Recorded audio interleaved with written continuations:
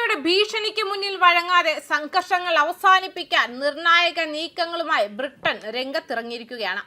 Hormuz കടലിടുക്കിലെ എണ്ണ ഗതാഗതം പുനഃസ്ഥാപിക്കുന്നതിനും സമുദ്ര സുരക്ഷ ഉറപ്പാക്കുന്നതിനുമായി ബ്രിട്ടന്റെ നേതൃത്വത്തിൽ അന്താരാഷ്ട്ര നയതന്ത്ര സമ്മേളനത്തിനൊരുങ്ങുകയാണ്. 35 രാജ്യങ്ങൾ ഒപ്പുവെച്ച സംയുക്ത പ്രസ്താവന പ്രകാരം ഈ ആഴ്ച ബ്രിട്ടനിൽ വെച്ചാണ് നിർണായക യോഗം നടക്കുകയെന്ന് പ്രധാനമന്ത്രി കെയർ സ്റ്റാർമർ അറിയിച്ചിട്ടുണ്ട്. കപ്പലുകളുടെയും നാവികരുടെയും സുരക്ഷ ഉറപ്പാക്കുക, തടസ്സപ്പെട്ട വ്യാപാര ശൃംഖല പുനരാരംഭിക്കുക എന്നിവയാണ് യോഗത്തിന്റെ പ്രധാന ലക്ഷ്യങ്ങൾ. രാഷ്ട്രീയ ചർച്ചകൾക്ക് ശേഷം കടലിടുക്ക് സുരക്ഷിതമാക്കാൻ സൈനിക ആസൂത്രകരുടെ സഹായം തേടുമെന്നും സ്റ്റാർമർ വ്യക്തമാക്കി.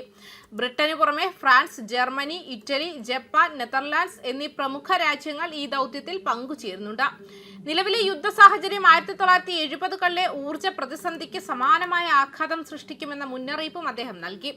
ഇറാനെതിരായ നീക്കങ്ങളിൽ അമേരിക്കയെ സഹായിക്കാത്ത രാജ്യങ്ങൾക്കെതിരെ അമേരിക്കൻ പ്രസിഡന്റ് ഡൊണാൾഡ് ട്രംപ് രൂക്ഷ വിമർശനം ഉന്നയിച്ചിരുന്നു. സ്വന്തം എണ്ണ സ്വന്തമായി വാങ്ങുക എന്നും യുദ്ധത്തിൽ പങ്കുചേരാത്തവർക്ക് സഹായം നൽകാനാവില്ലെന്നുമാണ് ട്രംപിന്റെ നിലപാട്. ബ്രിട്ടീഷ് താവളങ്ങൾ വഴി ഇറാനെ ആക്രമിക്കാനുള്ള അമേരിക്കയുടെ നീക്കത്തെ സ്റ്റാർമർ ആദ്യം എതിർത്തത് ഇരു നേതാക്കളും തമ്മിലുള്ള ബന്ധം വഷളാകാൻ കാരണമായി. എന്നാൽ എന്ത് സമ്മർദ്ദമുണ്ടായാലും ബ്രിട്ടീഷ് ദേശീയ താൽപര്യങ്ങൾ സംരക്ഷിക്കുമെന്ന നിലപാടിലാണ് കെയർ സ്റ്റാർമർ.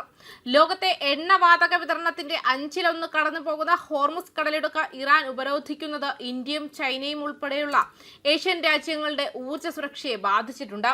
ഉപരോധം മൂലം ആഗോളതലത്തിൽ പണപ്പെരുപ്പം വർദ്ധിക്കുന്നത് ലോകശക്തികൾക്ക് വലിയ വെല്ലുവിളിയാണ് ഉണർത്തുന്നത്. അതേസമയം വാർത്താ സമ്മേളനത്തിന് മുന്നോടിയായി റോയിട്ടേഴ്സിന് നൽകിയ അഭിമുഖത്തിൽ അന്താരാഷ്ട്ര രാഷ്ട്രീയത്തെ പിടിച്ചുലയ്ക്കുന്ന പ്രഖ്യാപനങ്ങളുമായി അമേരിക്കൻ പ്രസിഡന്റ് ഡൊണാൾഡ് ട്രംപ് രംഗത്തെത്തിയിരുന്നു. ഇറാൻ യുദ്ധത്തിൽ നിന്നും അമേരിക്ക ഉടൻ പിൻവാങ്ങുമെന്നും എന്നാൽ ആവശ്യമായ ഘട്ടങ്ങളിൽ തിരിച്ചുവരാൻ മടിക്കില്ലെന്നും അദ്ദേഹം വ്യക്തമാക്കി.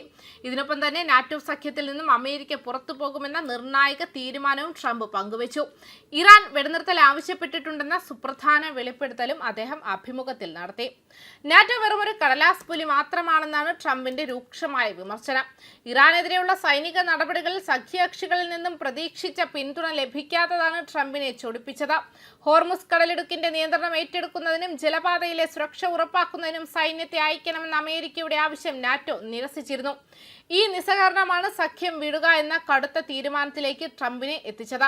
നാറ്റോയുടെ വിശ്വാസ്യതയെക്കുറിച്ച് തനിക്ക് പണ്ടേ സംശയമുണ്ടായിരുന്നുവെന്നും റഷ്യൻ പ്രസിഡന്റ് പുടിന് പോലും സഖ്യത്തിന്റെ നിസ്സഹായത അറിയാമെന്നും ട്രംപ് പരിഹസിച്ചു. ടെലിഗ്രാഫിന് നൽകിയ അഭിമുഖത്തിലും സമാനമായ നിലപാട് അദ്ദേഹം ആവർത്തിച്ചത്.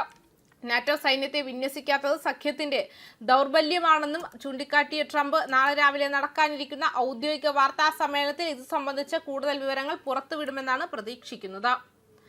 ന്യൂസ് ഡെസ്ക് കർമ്മ ന്യൂസ്.